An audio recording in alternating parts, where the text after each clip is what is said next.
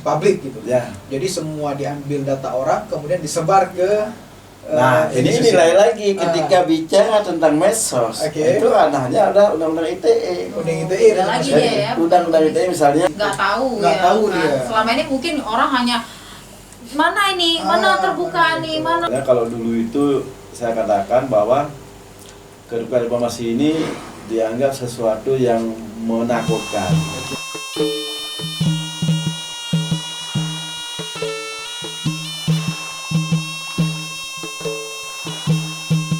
Assalamualaikum warahmatullahi wabarakatuh. Selamat ketemu lagi dengan kami. Ini beda nih suasananya.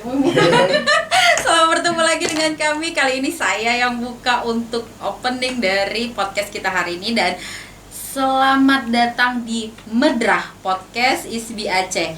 Wareh Seni Budaya Nyontek. Bener gak sih? Oke, hari ini ketemu dengan saya Nadra yang co-host. Sekarang saya agak sombong, saya jadi host. Dan co-host saya ada Pak Zaki. Halo, terima kasih Pak Zaki, hari ini kita kayaknya kerja bagai kuda.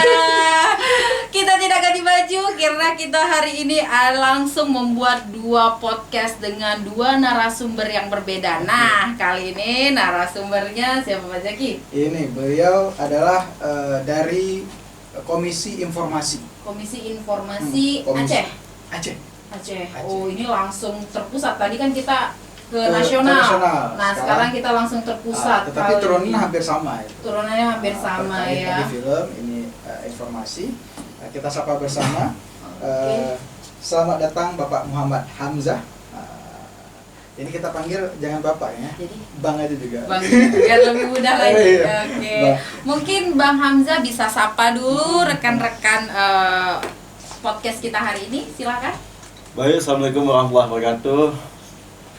Senang bisa hadir di podcast ISBI Aceh dan kita bisa bincang-bincang di sore ini.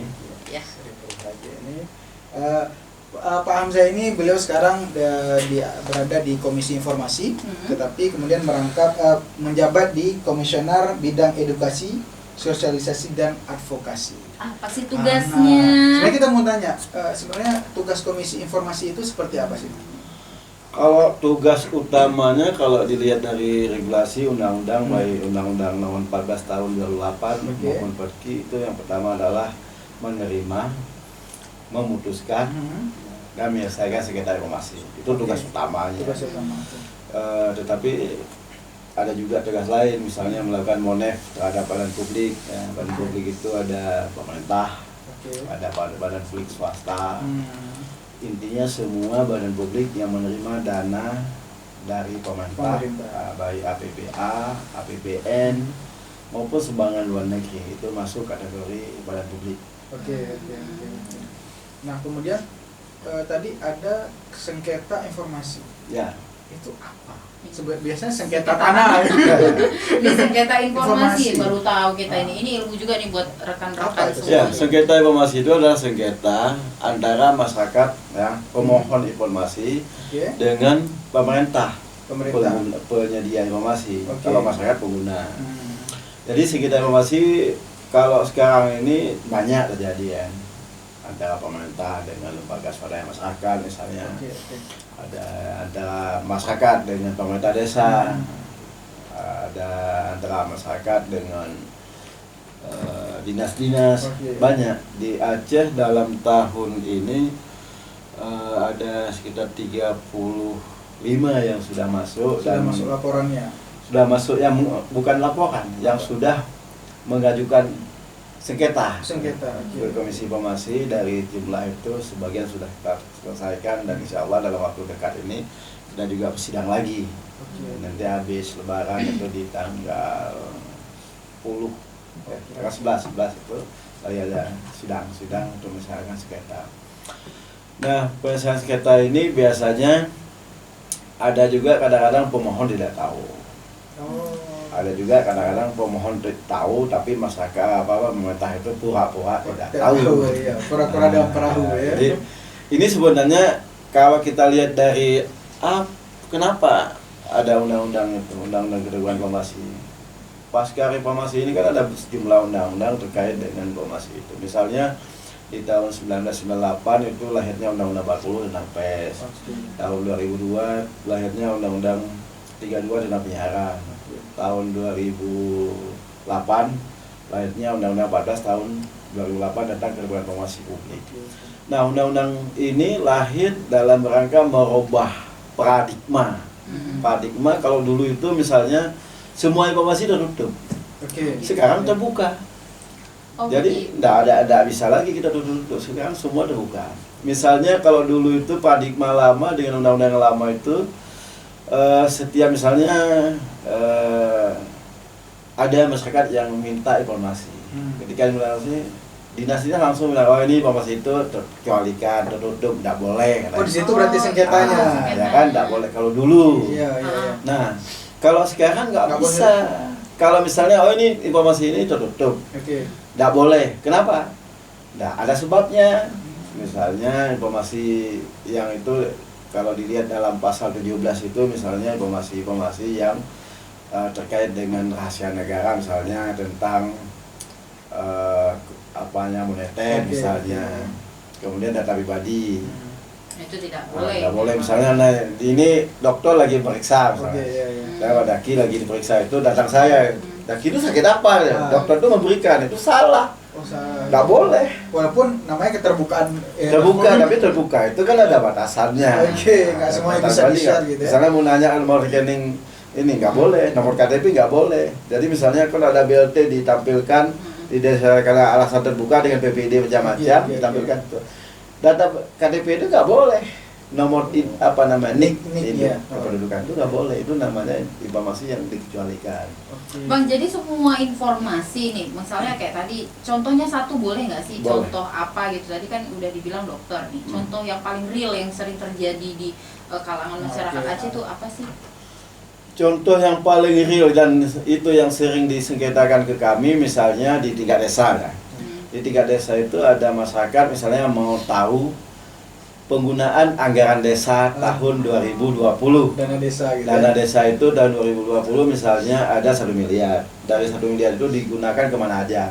Dan itu wajib disampaikan kepada masyarakat.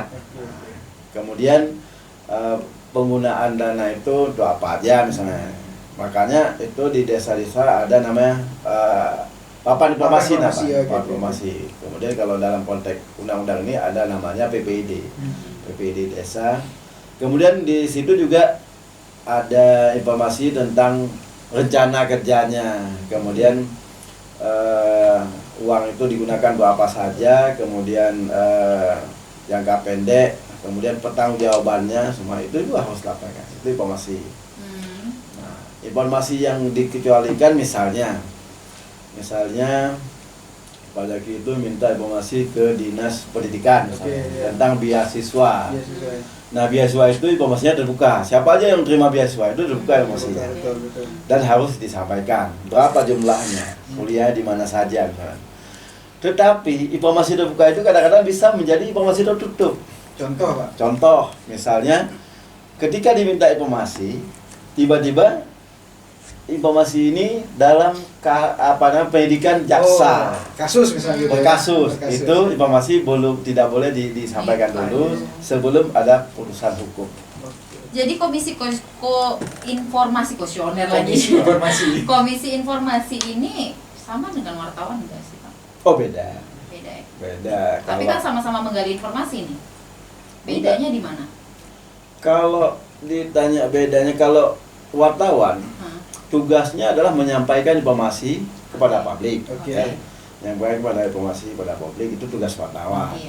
Dan wartawan dalam bekerja itu berpihak kepada publik. Kalau dilihat Undang-Undang Pers pasal 3 itu bahwa peran dan fungsi pers itu pertama edukasi, ya kan, kemudian pengawasan, kontrol dan hiburan.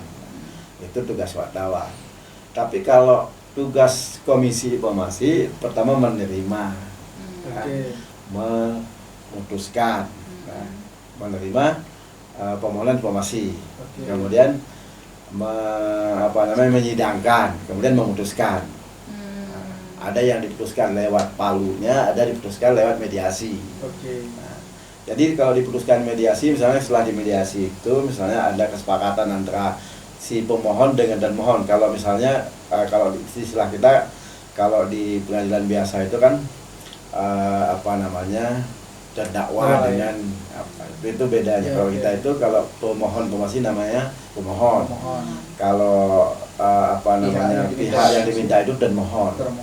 Ketika dan mohon dengan pemohon sudah ada kesepakatan untuk informasi itu diberikan, tidak perlu sidang palu. Itu dibuat berita acara dan informasi itu diberikan. Selesai. Baru nanti dibuat putusan oleh majelis komisioner. Jadi putusan itu hanya menguatkan. Nah, ketika putusan itu misalnya mau dikuatkan, putusan komisi itu bisa dibawa ke pengadilan. Pengadilan misalnya kalau di Banda Aceh, pengadilan negeri Banda Aceh lah untuk dibuatnya untuk eksekusi. Tapi selama ini memang semua putusan itu dijalankan. Ada beberapa putusan yang sampai ke petun, misalnya ada sengketa katakanlah misalnya kemarin itu ada WAFI, sengketa dengan BPN. BPN itu tentang data tanah pertanahan ini. Menurut orang BPN itu informasi itu dikecualikan. Putusan itu bahwa informasi itu bukan dikecualikan. Nah, ini kan paradigma lama itu kadang-kadang ada yang mentionnya belum bisa dirubah total. Betul. Jadi itu bedanya kalau di komisi dengan jurnalis itu beda fungsinya. Itulah saya backgroundnya jurnalis juga. Backgroundnya jurnalis, jadi bisa merangkap dan mendapatkan itu langsung. Nah, selama pengalaman Abang di Komisi Informasi ini, kasus seperti apa yang sering ditangani? Kalau di Aceh ini cukup beragam sekali. Tapi hampir sebagian besar itu kasus adalah pertanggungjawaban penyelenggara negara. Itu yang paling banyak. Paling banyak. Misalnya kalau di 3 desa dana desa. Dana desa itu masyarakat meminta datanya gitu. Dana desa. Kemudian kalau di tingkat dinas dan instansi vertikal, yang diminta itu kebanyakan itu adalah data-data peta, misalnya AMDAL, itu yang diminta itu. Tapi yang paling banyak itu pertanggungjawaban anggaran itu berarti ya. Itu yang minta biasa siapa, orang atau ada lembaga? Yang pribadi, ada lembaga. Kalau terkait dengan budaya, informasi budaya ada nggak sih Bang sering terjadi? Misalnya kayak mau riset tentang budaya yang sudah tidak hilang ada lagi, gitu, hilang lagi. Ada nggak itu yang Komisi Informasi pernah temukan itu? Sejauh ini belum ada yang mengajukan sengketa terkait sengketa dengan informasi tentang budaya. Itu belum sampai ke ini. Tetapi ini kalau yang kemarin itu yang paling menarik itu yang kami sidangkan adalah kasus permintaan informasi berapa gaji tim kerja gubernur. Itu masuk juga? Itu masuk. Yang mintanya? Mahasiswa. Mahasiswa. Perorangan berarti? Perorangan. Jadi informasi itu bisa diminta secara perorangan. Kalau perorangan itu syaratnya dia KTP, harus KTP Indonesia. Itu yang pertama. Kemudian tujuan untuk minta informasi itu apa? Itu harus jelas. Jadi sekarang nggak bisa lagi tutup. Semua terbuka. Jadi penggunaan dana gaji itu juga bisa diminta sekarang. Kemudian di pihak kepegawaian atau pihak pengelola anggaran itu melihat ini informasi ini agak sensitif ya, nggak diberikan, akhirnya digajukan ke kita. Nah, diajukan ke Komisi Informasi, kemudian kita sidangkan dan selesainya di mediasi. Akhirnya dapat itu informasi juga. Informasi diberikan, karena informasi diberikan, tapi ya mungkin prosesnya agak. Nah, untuk mengajukan permohonan informasi itu, yang pertama si pemohon itu harus jelas tujuannya apa.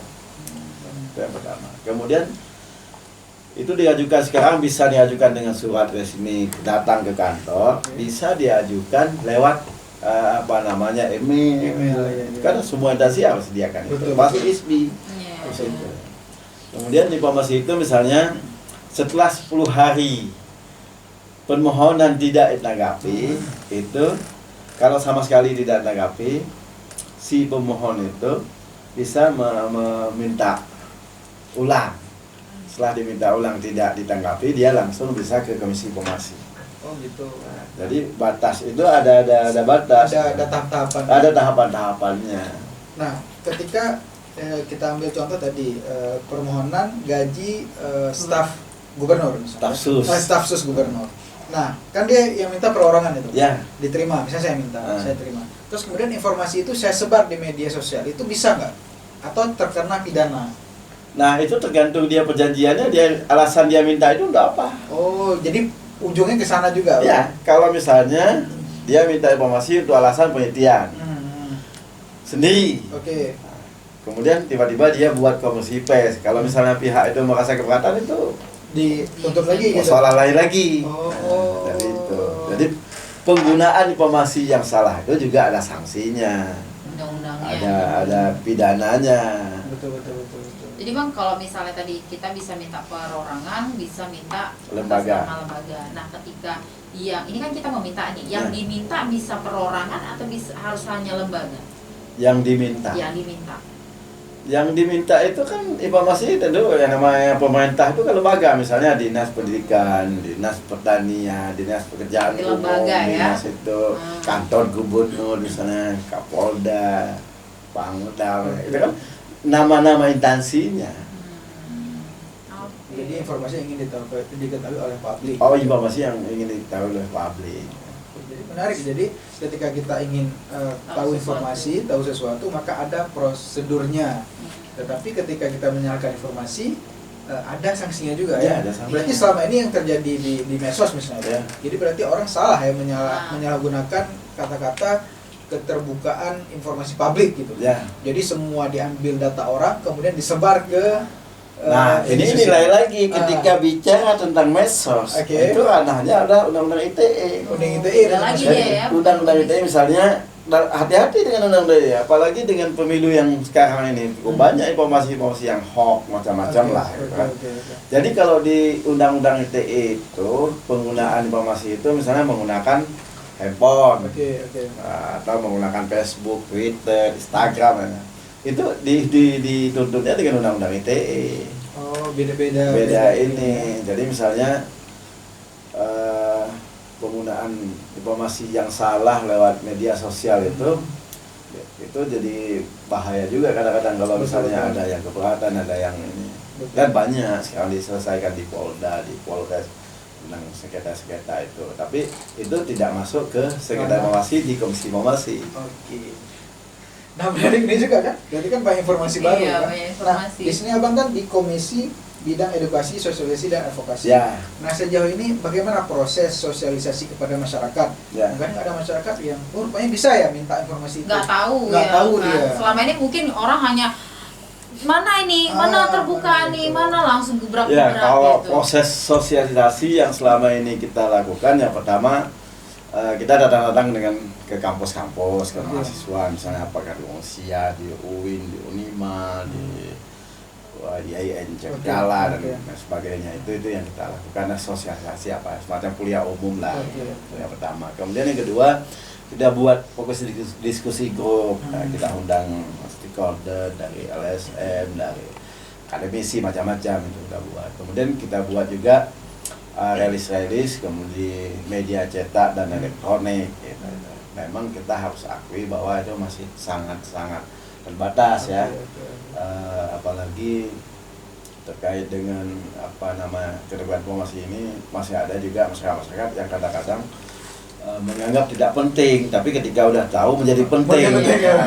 Jadi masa bodoh pertama. Ya, masa bodoh gitu. Kemudian ketika ada informasi, penting lah. Apalagi yang menguntungkan ya kan. Betul. Ya, misalnya kalau dulu itu saya katakan bahwa keterbukaan informasi ini dianggap sesuatu yang menakutkan. Kayak itu kan membuka, misalnya mau tahu misalnya kekayaan kepala dinas, tinggal aja dibuka PPID, nama kepala dinas siapa, kayanya apa, hartanya apa aja sekarang ada. Bisa diakses dan nggak bisa ditutup-tutup sekretarisnya berapa kekayaan.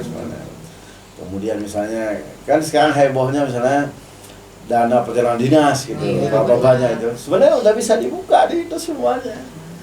Jadi masyarakat udah bisa membuka itu dan mengakses itu secara langsung Langsung, gitu kan, ya. tidak lagi perlu ribet ribet kemana-mana. atau punya pikiran masyarakat kan ini kenapa ini seperti ini pemerintah gitu. Ya. Jadi ini terbuka deh Nah, sekarang. menarik juga bang, kan kita tahu lah kondisi orang Aceh ini kan agak sedikit tungang lah kalau Ya. saja ya. tungang mungkin Tungang. tungang itu di atasnya bandel lah. Oh, di atas Ya. bandel Di atas itu bandel. tungang Jadi, ya Pak Zaki ya. sangar Oke. gitu kan, mungkin ada efek-efek konflik juga. Nah, bagaimana strategi Komisi Informasi ini dalam menangani kasus-kasus yang seperti tadi itu bang? Kadang-kadang ada yang diminta secara, kadang-kadang sebenarnya satu instansi itu mau ngasih informasinya, Ya. tapi kadang-kadang cara dia mintanya itu, hai kita informasi. Tunggu Pak Zaki, coba praktekkan tungang Tungang. tadi itu dengan bahasa Aceh. Saya ingin tahu nih kayak mana ekspresinya. Misalnya dia datang ke satu instansi. Iya, cara ngomong ya, Ya. praktek. Ya, hai, ilong perlu mendepu gaji. Cijuk oleh daftar gaji. Iya. Kan itu cara-caranya ada kan? Ya. Nah, Oke, kadang-kadang oke. ada hal seperti apa bang strategi? Nah, dia begini, kalau kami itu soal dia meminta informasi itu bukan ranahnya kami. Oke. Itu yang pertama. Tetapi ranahnya kami ketika dia meminta informasi secara benar, Iya, tapi kemudian tidak dapat. diberikan, itu digugat. Kalau bahasa kasarnya kan digugat ke Komisi Informasi, itu yang kami selesaikan. Oh, gitu. Enggak, maksudnya tadi dia caranya minta gitu, tiba-tiba dia bilang, oh ini dinas ini nggak mau ngasih informasi ke abang gitu. Ah. Itu ada cek dan recheck dulu atau langsung bisa diproses? Oh enggak, Enggak dia bisa. begini dia. Ah, Misalnya, kita mau minta informasi, Oke. datang ke dinas. ah, Dinas itu kan udah sediakan meja layanan. iya betul. Layanan udah ditempuh, itu udah tempuh secara prosedur. Oke. Ketika ditempuh secara prosedur itu, semua bukti dia prosedur itu Oh. diserahkan kami pelajari itu Ada betul nomor suratnya. Ya, dan gitu nomor ya. suratnya, tanggal berapa diajukan, bagaimana prosesnya itu. Tapi kalau dia ngomong dari mulut ke mulut, itu nggak bisa kami Nggak bisa, proses. Oh gitu. Jadi Komisi Informasi ini juga dia menilai dulu ya Pak, mencari tahu dulu proses prosedur itu benar atau tidak. Gitu. Iya.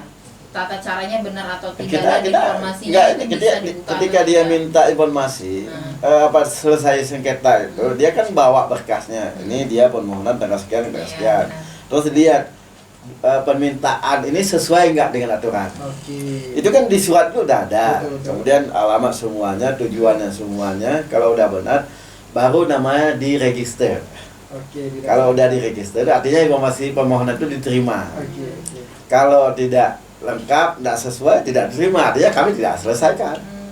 Begitu. Ini kalau bicara ini, tapi kalau di luar itu ya kita edukasi namanya Betul, kan. betul. Cara minta informasi seperti ini gitu ya. Pakai itu tujuannya harus jelas. Misalnya mahasiswa tujuannya penelitian. Kalau LSM tujuan pengawasan misalnya. Kalau wartawan misalnya untuk pemberitaan gitu. Jelas, semuanya jelas. Iya. Jadi gitu. Mungkin kalau ranah akademis kayak mahasiswa itu rata-rata untuk penelitian ya. Ya.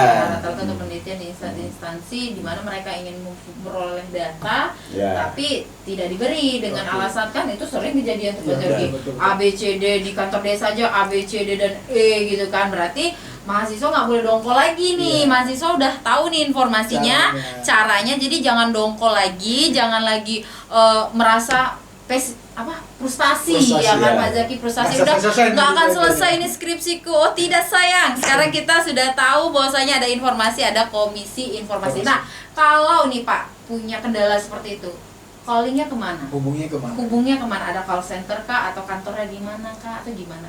Ini kendala seperti apa misalnya? Nah itu terjadilah hal yang data tidak diberikan. Ya. Nah, dia sudah mengikuti prosedur. Nah, Nah, anggap saja ada seorang mahasiswa ingin melakukan penelitian Ya. di sebuah instansi, tetapi datanya itu tidak diberi. ya diajukan sengketa ke Komisi Informasi, alamat Jalan Syah Kuala nomor 12 Jabodetabek. Oh, Jabodetabek. Jabodetabek. Pas dekat depan ya. Man Model.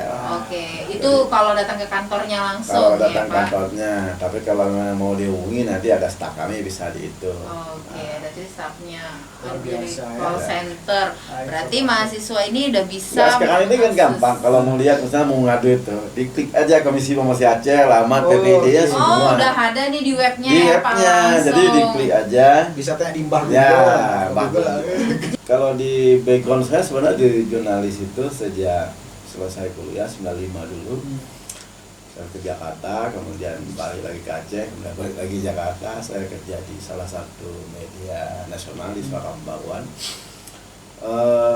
saya pikir informasinya backgroundnya nggak beda-beda.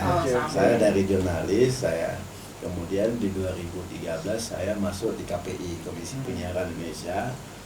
Tugasnya juga nggak jauh-jauh beda dengan jurnalis. Gitu.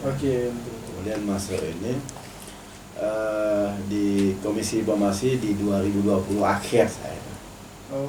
Baru lah. Tapi yang paling lama 3 tahunan ya. Baru 2 tahun. 2 tahun. 2 tahun di Komisi Informasi baru 2 tahun. Kalau di KPI saya sekitar 8 tahunan lah. KPI, sempat di KPI ya Pak ya. KPI 8 tahun itu menjadi ketua Komisi Penyiaran Indonesia Aceh. Wah, luar biasa.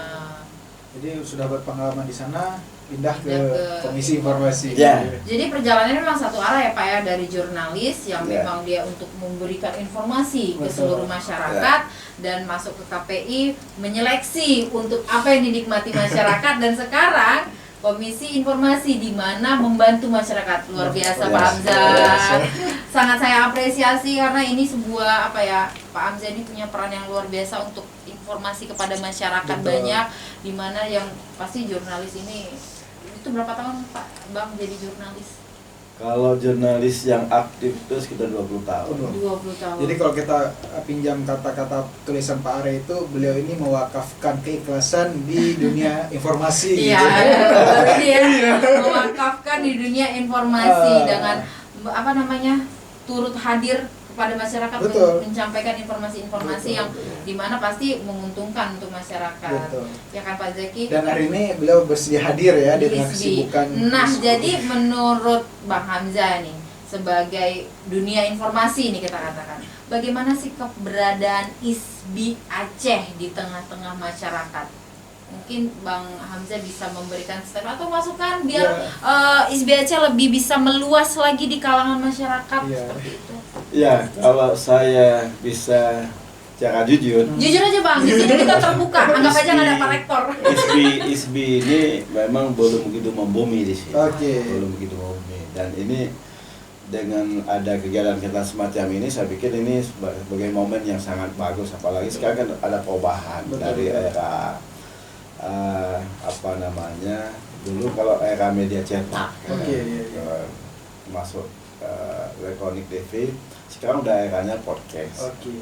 Karena bagaimanapun juga perubahan ini sangat drastis, saya pikir. Dulu kita tidak membayangkan bagaimana misalnya kalau kita bicara media besar, Washington Post, New York Times misalnya, kok bisa tutup yang cetaknya. Ini kan suatu perubahan yang sangat drastis, dan ini momen-momen semacam ini saya pikir ini bisa diambil oleh ISBI untuk bagaimana melebarkan sayapnya lewat media-media podcast ini. Apalagi sekarang ini di Aceh ini, apalagi ISBI ini juga lebih fokus kepada seni dan budaya. Coba lihat hal-hal yang di Aceh ini yang mestinya menjadi publikasi yang luar biasa, tapi kadang-kadang ditinggalin. Misalnya contoh yang paling sederhana, misalnya tsunami Aceh 2006. Kalau kita lihat anak-anak yang lahir 2007 kita tanya tsunami itu, dia nggak tahu. Nah, ini kan masalah, dan ini menjadi edukasi yang bisa diberikan lewat film-film. Apalagi selama ini juga banyak teman-teman di FISIP Usia, di dakwah komunikasi UIN yang buat podcast ini juga bisa memenangkan perlombaan di tingkat nasional. Dan ini momen-momen yang sangat tepat ketika ISBI mengambil peran di sini, dan ini juga menjadi sarana sangat strategis untuk membumikan ISBI tidak hanya di Aceh, sampai di seluruh dunia ini. Kan dunia sempit sekali sekarang. Kita ngomong hari ini di sini, mungkin orang udah bisa lihat kita di Amerika, kita di Inggris, kita bisa di Kanada, di mana-mana bisa lihat. Dengan satu klik, klik. Dunia dalam genggaman. Di HP. Ini bagus ini program-program semacam ini. Apalagi kalau misalnya ISBI berkeinginan membuat misalnya prodi, tadi disampaikan ada prodi film dan bahasa Mandarin. Ya, bahasa Mandarin. Apalagi kalau misalnya kalau dilihat lulusan komunikasi, lulusan jurnalistik dari Cina, sekarang banyak juga di Aceh. Banyak. Kemudian kemarin saya di Jakarta ada beberapa anak Aceh itu ikut sekolah film. Ini kan juga perlu diapresiasi. Betul. Dan ini kenapa mereka mau ke sana? Karena di sini nggak ada. Iya benar. Nah, ini kan momen. Nah itu memang Pak salah satu mungkin di Prodi ISBI Aceh ini didirikan menurut saya pribadi karena kegelisahan ISBI Aceh melihat kekurangannya ini. Betul. Kekurangannya adalah di mana kebutuhan masyarakat tetapi tidak ada di Aceh. Yeah, Nah inilah dihadirkan. Nah tadi saya agak-agak sedikit mendengar kata dari abang itu yang jujur ya, ISBI Aceh belum membumi. Oke. Nah dalam pengalaman abang ini berwilayah jurnalis berita, apakah untuk sebuah kebumingan atau membumi itu harus ada yang nyentrik dulu, ada yang harus bahasanya yang wah dulu gitu ya. Harus ada yang dipelintir dulu atau hanya prestasi. Menurut abang nih strategi apa yang bisa dilakukan? Mungkin tidak hanya untuk ISBI Aceh. Mungkin kan mahasiswa kita ini kan berkarya bang. Karya ini kan harus diinformasikan untuk meluas, dijual gitu. Bagaimana strateginya bang? Kalau saya lihat itu kalau misalnya kita untuk membooming itu bukan lewat pelintir-pelintir. Pelintir-pelintir itu saya pikir bukan dunianya akademi. Tetapi bagaimana misalnya program-program yang dibuat itu bisa membekas di di hati masyarakat. Yang ada kontribusi ada kontribusi misalnya dari podcast ini misalnya ISBI melahirkan sebuah karya. Karya itu memang karya yang wah gitu ya. Jadi dengan ada karya-karya semacam ini tidak hanya dikenal di Aceh tapi dikenalnya di luar. Kemudian ya harus banyak anak-anak muda ISBI ini, dosen-dosen muda tampil di berbagai event gitu ya. Apalagi dengan kondisi sekarang saya pikir juga kalau kita bicara tentang program-program, banyak juga program dari wisata nasional, program-program dari Dikti dan lain sebagainya. Ini kan jarang diambil momen-momen ini. Dengan program gitu sebenarnya bisa misalnya untuk buat sebuah film dokumen. Itu saya pikir biaya lumayan besar. Ya. Kenapa nggak diambil momen ini oleh anak ISBI misalnya? Ya, jadi dengan diambil itu kemudian nanti waktu launching dan launching mungkin di launching di Janto ini nggak begitu di launching aja di Banda Aceh di Headmes, di Kriat atau di mana lah. Nah dalam launching itu juga ada publikasi itu dari berbagai segi ya, brandingnya itu. Tapi kalau di branding dengan yang negatif saya pikir itu nggak lama. Nah itu hanya sesaat. Dan itu trik zaman dulu kali ya Bang ya? Atau memang masih sampai sekarang masih trik itu saya pikir kalau branding yang sifatnya negatif itu branding yang saya pikir nggak perlu ditiru lah. Nggak bisa. Sesuai dengan jadi mungkin mahasiswa juga akan melakukan itu. Udah nggak zaman ya Pak ya, udah nggak perlu ditiru. Jadi kalau kita mau mengekspos karya kita dengan prestasi seperti Bang Hamzah bilang, bukan dengan sensasi. Bukan dengan sensasi dan sambil menyelam minum air ya kan, ikut event ini, buat publikasi ini. Nah, itulah strategi kita untuk memperkenalkan karya kita khususnya ini para seniman gitu, menginformasikan itu. Zaki betul aja gimana? betul. Saya terpesona gitu dengan keluasan informasi kita kan, dengan cara kita harus bagaimana membranding diri. Benar.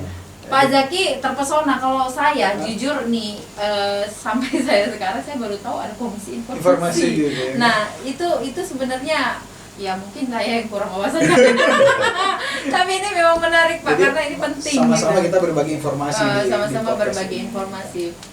Jadi Pak Zaki, menurut Pak Zaki lagi nih, ketika Pak Zaki melakukan Pak Zaki kok Pak Zaki? Wah ini kurang kopi, minum kopi dulu. Kita minum kopi yuk. Kayaknya ini karena saya udah keseringan kesalahan gitu ya? makin lama nih. Terngiang-ngiang terus gitu ya, bahaya ini. Nah, menurut Pak Hamzah, ini kan perdana ya pakai ISBI Aceh, perdana. Nah, setelah Pak Hamzah berkunjung ke ISBI Aceh, melihat ISBI Aceh, apa yang terpikir Pak Hamzah untuk ISBI Aceh ini, Pak? Kalau dilihat dari gedung, posisinya sebenarnya ini sejujurnya nih Pak. Kampus ini kampus yang memiliki potensi yang luar biasa sebenarnya. potensi. Jadi bisa menghidupkan seni-seni, apalagi kalau buat latihan-latihan juga nggak ada terganggu nggak dengan orang lain betul, gitu. betul. Jadi menurut saya itu mungkin sebanyak-banyaknya diundang orang seni ke sini, kemudian ditampilkan dengan beragam gaya, kemudian dipublikasikan lewat podcast seperti ini. Jadi publikasi itu digencarkan lagi. Iya, publikasi digencarkan. Jadi gitu. Jadi kalau misalnya saya lupa namanya. Nandra. Kalau bilang misalnya Komisi Informasi baru dengar ini. Orang SB ada berapa kali ke kantor? Oh, berarti saya Pak. Untuk buat apa PPID-nya. Jadi ini kalau sekarang ini saya pikir sudah tidak zamannya lagi kalau kita ketinggalan informasi. Semangat. Apalagi kalau misalnya mau buka kampus jurnalis dan film. Orang film itu kan harus risetnya kuat, cepat dalam menanggapi itu. Sehingga ada cara pandang bertindak untuk memajukan itu secara sama-sama, secara gradual. Jadi semangatnya itu. Jadi kalau misalnya untuk membangun kampus, kalau tidak ada semangat yang semacam itu, susah. Nah, saya kemarin juga diminta pendapat di salah satu perguruan tinggi, saya nggak sebutkan. Kenapa ini nggak pernah maju-maju? Saya bilang begini, jurusan ini tidak pernah maju karena ada anggapan dari Kapolri misalnya ini Bapak ini supaya ada ini dikait-kait mata kuliahnya yang bisa dia ngajar. Betul. Ujung-ujungnya kan soal pikiran yang sempit, dapat honor lah sebagainya. Ini tidak pernah maju seperti ini. Tapi bagaimana kita membuat? Sebenarnya dengan membuat podcast semacam ini itu cukup banyak manfaatnya. Ini mungkin saya tambah sedikit. Saya dulu pernah berpikir ketika saya jadi ketua Komisi Penyiaran Indonesia. Jadi saya pikir begini, bagaimana nanti kampus-kampus kita berdayakan lewat program-program yang dibuat oleh mahasiswa. Itu semua DIP kita wajibkan untuk mengambil program sehingga dia ada pemasukan. Betul. Karena sebuah film yang dia buat, sebuah liputan budaya yang dia buat tuh. Sekarang dengan alat yang kamera yang kecil itu, dengan modal mungkin sekitar 5 atau 6 juta itu dia bisa dapat gambar yang bagus. Tapi ketika di TV diambil dari Jakarta, dia harus mengeluarkan uang ratusan juta. Kenapa enggak momen ini kita jual murah 50 juta satu program itu, mahasiswa beruntung, kampus itu menjadi terkenal. Nah, ini kan hal-hal yang paling sederhana, tapi momen ini enggak ini. Dan saya dulu menekankan betul itu untuk bahwa semua TV, karena menurut saya ada 16 TV nasional yang mewajibkan program lokal minimal 1 jam. 1 jam itu saya pikir untuk mendapat siaran itu bukan gampang. Iya, benar. Makanya tadi Pak Mas Irfan bilang ini diadopsi dengan berita, diadopsi dengan azan dan macam-macam. Padahal itu secara aturan salah gitu. Nah, jadi ini momen-momen itu, apalagi ke depan itu kan makin maju, perkembangan makin maju. Dan ini momen-momen ini diambil. Oke, menarik ya. Karena kan Pak Zaki, Bang Abdul bilang, karena Nara nggak tahu. Sebenarnya ya gimana ya Pak ya, bukan tidak tahu sih, cuman suasananya udah sore. Jadi agak-agak ngeblank gitu kan. Nah, jadi Pak Hamzah tadi Bang Hamzah udah ngasih tahu nih gimana trik dan strategi ISBI Aceh dan bagaimana pandangan Bang Hamzah terhadap ISBI Aceh, dan mungkin jadi salah satu masukan buat kita ya untuk nge-brand ISBI Aceh itu lebih baik lagi, bukan hal yang malah mahasiswa bikin yang negatif itu enggak guna. Harus lebih semangat lagi, tegas lagi. Tapi kan Bang, sering terjadi seperti ini. Ini kita berbicara terkait informasinya gitu kan. Stigma atau pola masyarakat belum menerima kata seni di wilayah yang kita tahu Aceh penuh dengan syariat Islam gitu kan. Nah, seni itu sering dianggap tidak tepat lah, apalagi perguruan itu sering dirasakan gitu. Menurut Bang Hamzah sendiri, bagaimana langkah kami ini untuk bisa dapat diterima di kalangan masyarakat? Selain tadi kan informasi itu kan nge-branding instansinya, tapi kegiatan kami atau proses kami untuk berkarya itu dapat diterima. Mungkin Bang Hamzah bisa ngasih. Saya pikir itu suatu anggapan yang salah ketika dikatakan bahwa masyarakat Aceh itu nggak menerima seni. Itu pandangan yang salah.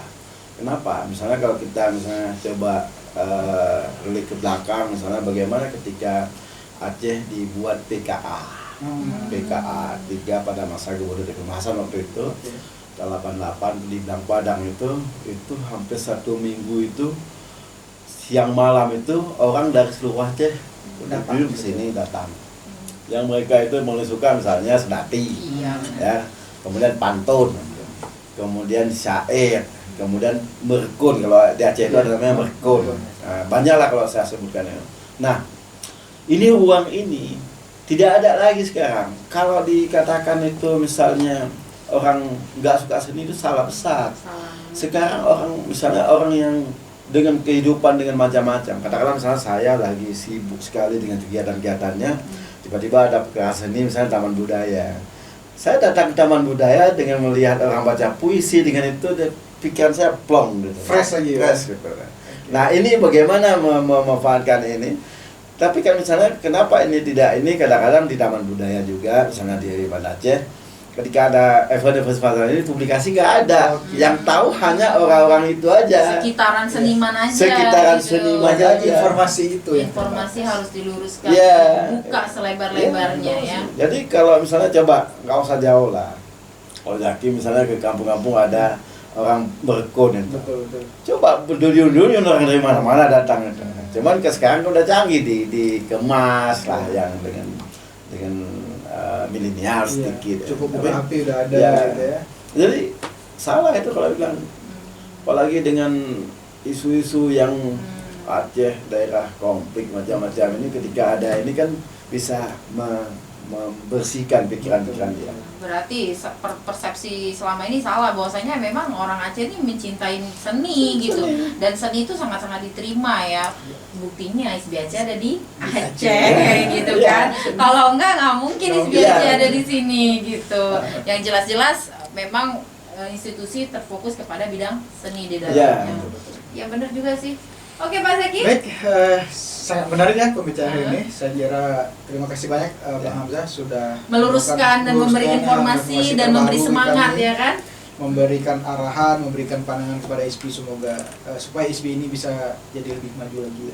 Terima kasih banyak. Semoga kita ke depan bisa bekerja sama, bisa berkolaborasi dalam proses bagaimana mentransformasi informasi itu menjadi baik gitu kan, keterbukaan informasi dan lain.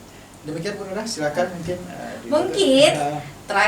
sebelum ditutup closing statement dari Bang Hamzah, mana tahu ada sesuatu yang akan ingin disampaikan gitu ya, khususnya untuk kami ISBI Aceh, mahasiswa dan dosen, dan ini dari senior kita nih, dari senior kita langsung. Silakan Bang Hamzah. Ya, saya berharap ISBI Aceh ke depan akan lebih bagus lagi dan menjadi ISBI yang menjadi kampus idaman bagi masyarakat Aceh dan menjadi kampus terhebat di Indonesia. Amin. Karena ini punya masyarakat Aceh juga ya Pak ya. Lokasinya ada di Aceh Kota Janto. Oke Pak Zaki, cukup sekian hari ini podcast kita. Kurang lebih kita sudah hampir 1 jam bersama. Nah Pak Zaki ini jarang bilang 1 jam bersama, saya yang bilang 1 jam perdana nih ya Pak Zaki ya. Beda-beda dia kan. Iya. Kita ada 1 jam bersama dan saya sebagai host dan Pak Zaki sebagai co-host, dan terima kasih kepada Bapak narasumber yang telah hadir, bersedia datang ke Janto. Mudah-mudahan Bang Hamzah bisa sering-sering kesini, berbagi informasi kepada kami dan memberikan masukan-masukan untuk ISBI Aceh bisa kembali ke puncak yang menuju ke puncak yang lebih tinggi. Amin. Dan saya tutup podcast kita hari ini. Apa tadi? Medrah ya? Aduh, maaf ya masih salah. Medrah waris seni budaya. Oke, assalamualaikum warahmatullahi wabarakatuh. Waalaikumsalam.